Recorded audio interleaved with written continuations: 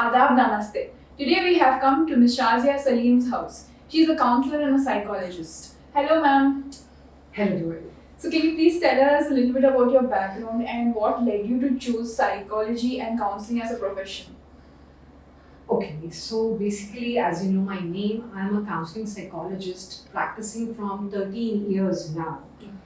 And I deal with absolutely normal people. I am on this side by choice because I felt a strong need, even normal people, they need support. It is not always that people who are diagnosed or are the clinical cases, only they need support. Even normal people in day-to-day life, they are struggling with stress, anxiety, which cannot be captured in any report or in any paper. And who are the people who can provide support to these kind of absolutely normal people? So this is how my journey started. I wanted to support the parents, and then slowly, with time, I'm now completely on the counseling side. I deal with cases with stress, anxiety, emotional turbulences, work-life balance, relationship issues. And I have completed my master's in psychology. Apart from that, I'm about to complete a course called postgraduate diploma in family and marital counseling from Telangana Women's University. And yeah, this is my journey into the counseling side or the psychology side. Okay, ma'am. What was the reason you chose psychology? Some things we say that it is your calling or maybe it is destined. I never chose psychology to become a psychologist and make a career out of it. Basically, I was an MBA graduate, very passionate, working into HR side. But I got married at a very young age. I could not pursue my dreams, my career. So that's how I gave up on my career. I was not working. I have 3 children. I was a happy mother raising 3 children.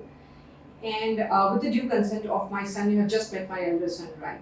So there was a time in his school where he was identified as dyslexic. Okay. And though I was educated, I would say that I was a postgraduate even then. But after I have heard that word in Tare Zameen Pe and then for my son, I was not aware what is dyslexia, what is learning difficulties, how to deal with it, how to cope with it. I had no idea. I ran pillar to post. I went to so many doctors, and as a mother, I tried everything. But most of the places, the solution what I got was, you remove your son from the mainstream school and put him in a special school. But somehow deep down I was not convinced that everything is normal with my son. Why should I put him in a special school? Then I happened to meet a dyslexia therapist. I would proudly take her name. She is Afsha. She runs an institute called Rippleson, Hyderabad. Okay. She was the person who guided me. Yeah, this is absolutely even normal children with normal IQ can also have dyslexia or any kind of learning disability, and you don't need to put them in any special course. Only some remedials or little extra effort would help those children, and they face problem only in reading and writing. Rest everything would be absolutely fine. Okay. So then when I was taking my son here and there, she told me that why don't you start your career into this? Your communication skills are good. Now you have researched so much into this. So that's how my journey started. I did a course called Knowledge to Knowing in Specific Learning Difficulties. Okay. Then to support my career, then I started getting when I was doing my internship, I got an offer from a school to work as a school counselor. But somehow to be ethically correct and morally correct, I did my master's in psychology. Then I kept on upgrading myself. I have done various small courses from so many things into counseling and guidance, and currently, as I told you, I'm about to finish a course. This would be my 3rd master's. Okay. So I keep myself upgrading because this is a field where you need to keep yourself upgrading. It is, this was never taught to us. We have to learn this. Definitely, you have to be in times with the current scenario. Exactly. Ma'am, what are some challenges that you face in this field? The major challenge what I face is a lot of denial.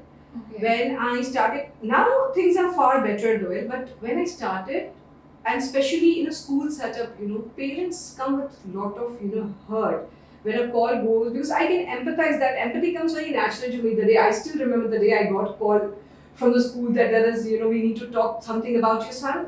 The way I reacted and I rushed to the school, I can completely empathize with the parents. But, the denial that कि ऐसा कुछ नहीं होता. See, this is our perception कि ऐसा कुछ होता नहीं होता है. We cannot 100% deny कि इस तरह की चीजें नहीं होती. Because if we have not experienced, that doesn't mean that they do not exist, or something if we have not seen, if I have not gone to a place, if I have not been to America, that doesn't mean that America doesn't exist, right? Yes. So a lot of issue what I faced during my initial days was, a lot of denial. Okay.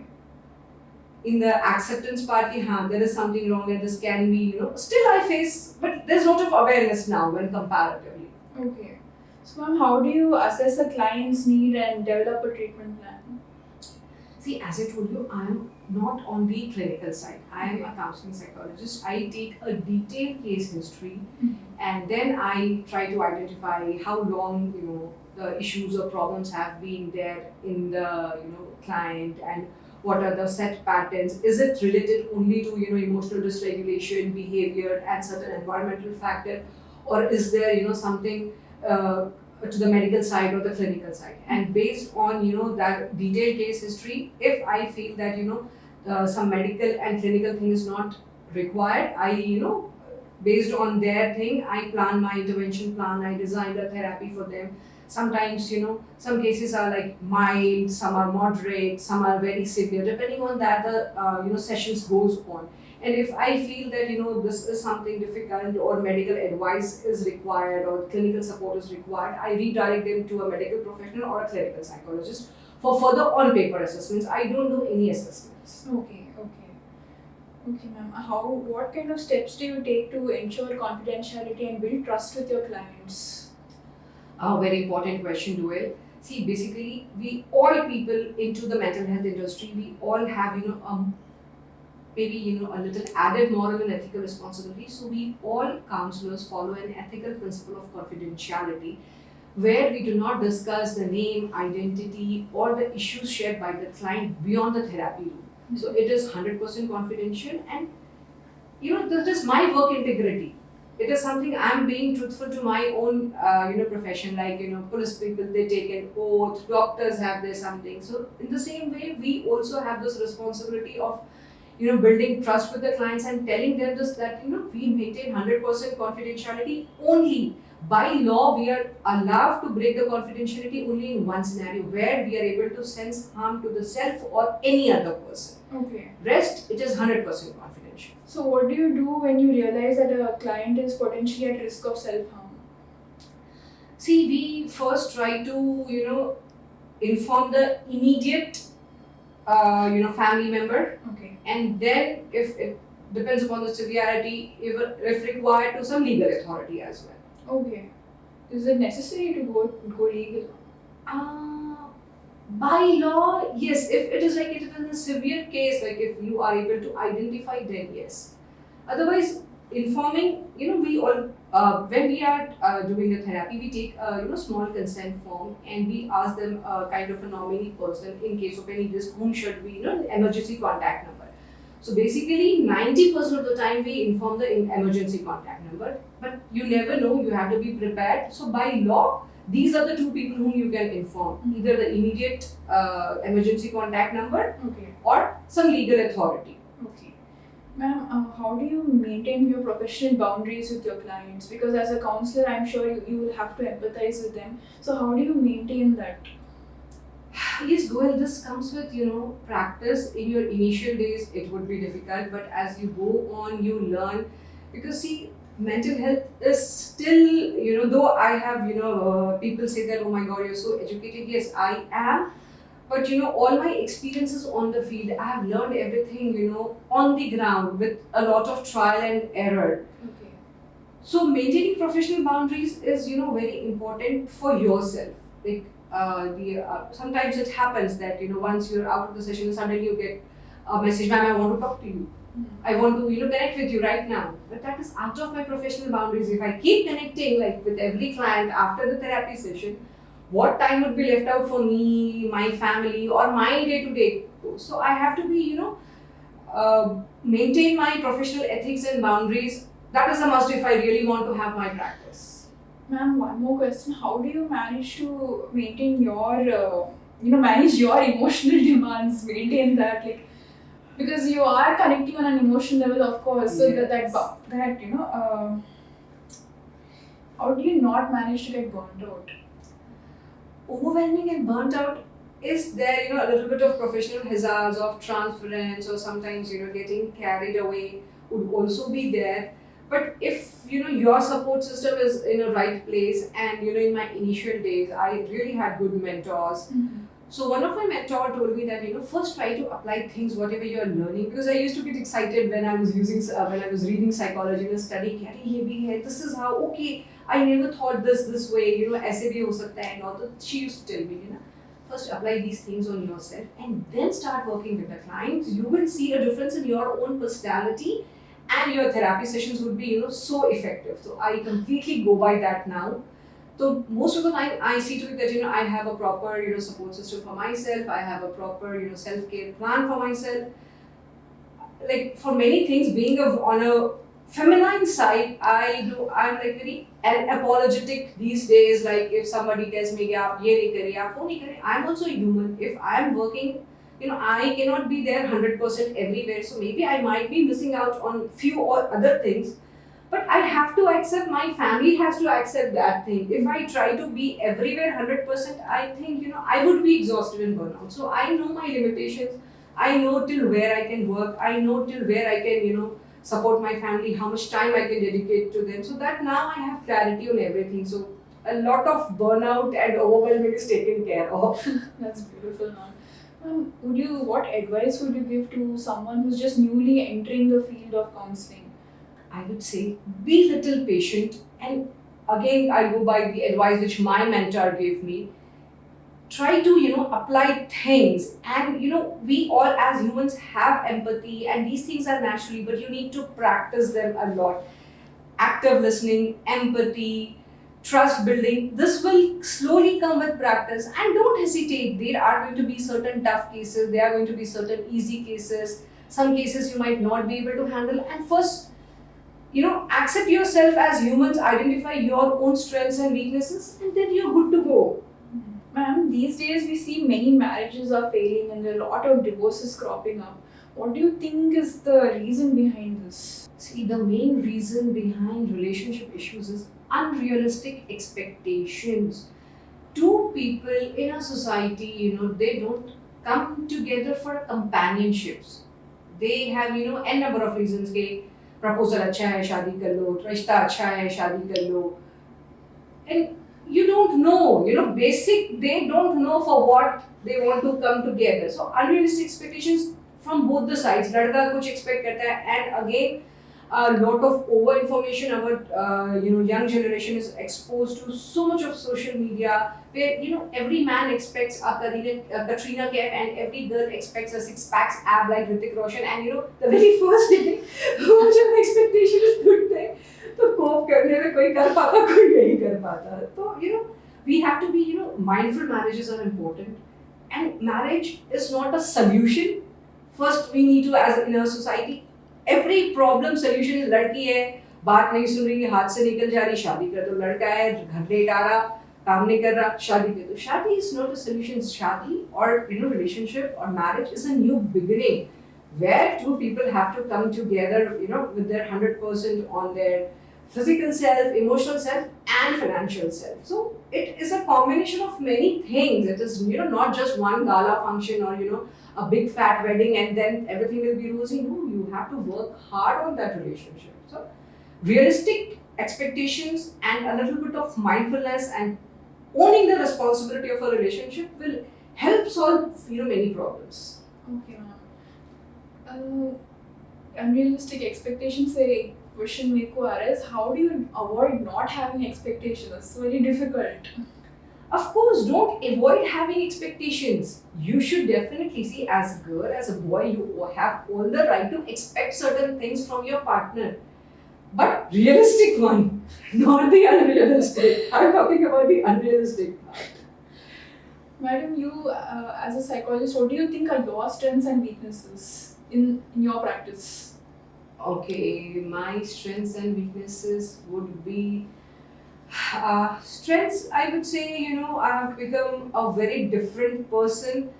The only day I am not mindful or maybe not emotionally stable that day, when I go back to my old self, that I would say that is still a weakness which I keep working on. So I have to be very careful, conscious, and mindful. And the day I feel that I am not, I try avoiding not working on that day. Okay, okay. That's nice, ma'am. How do you see yourself growing? What are your professional goals for the next 5 years?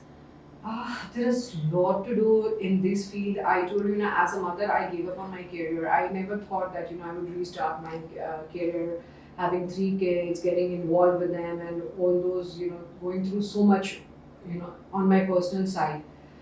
But when I started working as a counselor, touchwood, I would say I was never out of work. Even if I did not wanted to work, I got calls getting requirement, and all my mentors. Now that we have so many people in this field, we have so many young people choosing it mindfully. That I really feel, because as I told you, I never chose this field mindfully. Okay. Agar maybe when I did my graduation, I was doing BCom. When I took CEC, my parents faced a lot. कि इनकी बच्ची पढ़ नहीं रही है, अच्छा नहीं पढ़ती, इसलिए CEC choose करी. But I've done BA in psychology in my days. I guess my parents would have gotten heart attack then only. So now we have so many people. So yeah, I have lot of professional goals. I'm planning for my PhD as well. Okay. I feel that emotional regulation is something very important. If we can work on that on a grassroots level, it can change the society to a great extent. So planning for my PhD, but still not able to manage many things. But yeah, 5 years down the line, I would see myself at least midway my PhD. I wish you all the best, ma'am. I hope you get it as soon as, whenever it has to happen. Thank you. Ma'am, can you speak a little bit more about emotional regulation and what it means? Yes, definitely do it. The emotional regulation term is a very technical term which we don't use in our day-to-day lives. Now we are hearing a lot about emotions, regulation, and everything. So emotional regulation is basically how we channelize our emotion, how we are bringing up our children. And emotional regulation also happens at a young age. I'll give you a very simple example. Just like when a couple gets this news that they are pregnant, they are becoming parents. The first thing comes to their mind is कि बच्चे को यहाँ पढ़ाएंगे, ये school में पढ़ाएंगे, उसको ये बनाएंगे. ठीक है? The very first thought comes to a parent's mind is this. At the same time, this thought should also come कि उसको एक अच्छा इंसान बनाएंगे, उसको एक अच्छा safe environment देंगे, and will take care of the behavior part of the child. We are responsible for the schooling and the other materialistic provisions. We are as parents, as responsible adults, we are even responsible for their holistic growth. तो emotional regulation वही होता है कि आप बच्चे को young age से कैसे सिखाते हो कि मतलब सही तरीके से चलना कैसा है, how to behave, telling thank you for small things, telling sorry if somebody is hurting. I'll give you a very small example of emotional regulation, which is very common and I give it many places. So when young children, साल 1.5 साल के आपने देखा होगा घर में ना, when they come running, वैसे भागते फिरते हैं बच्चे. So they just come and they get hurt with a table or some piece of furniture. Mostly what we see, the elders in the house, बच्चे को बोलेंगे don't cry, don't cry. Then the table, then the furniture, तूने इसको मारा. From there, that emotional dysregulation happens, start taking place. That is the scene. कि बच्चे को लगता है कि कैसे भी तेरे मेरे भाग सकते हैं. It is furniture's duty to not come in between. I can run anyway. So at that point of time, I know the child is hurt. उसको थोड़ा सा physical proximity दो, hug that child and tell them कि Baba, this is the furniture, this is the piece. It is going to stay there. You have to walk or run mindfully. You are responsible for not getting yourself hurt. It is not the responsibility of, some lifeless things that they will move out of your way when you're running. So this is how, the training of emotional regulation, this is just an example. There are n number of cases. जैसे कि बच्चे को भूख लगी तो ठीक है, जब तक उसको बात करना नहीं आता समझ में आता है कि होता है. But after a certain age, we need to train our children. When the child is hungry, they need to ask. Otherwise, it is an association, it is a pattern. Even at the age of 50, the child will cry if they are feeling hungry. Yes. So it is okay if you're angry, it is okay you're upset, it is okay you're excited. But you have to channelize your emotions in a right way, express it in a right way. If you're happy, you cannot start jumping and misbehaving. At the same time, if you're angry, you cannot yell at others, you cannot hurt others. So being in charge of your emotions has to be taught at a very young age. That's what I told you. Na, okay, I want to work on this, emotional regulation from the grassroots levels. Okay, ma'am. Maniji, there's a fully grown adult now. They don't have the knowledge of emotional regulation. Oh, what advice would you give to such a person? That's the reason we see so many emotionally dysregulated, adults around us. Chuti chuti baaton pe you see road rage, people, using bad language, abusive language. Again, I would just give one advice. Recently, I've read it somewhere. If you have to choose between being right or being kind, please be kind. You will automatically be right. So somehow, मेरे को बहुत दिल को लगी वो बात, and even I'm trying to be, rather than being right, trying to be kind with myself and people around me.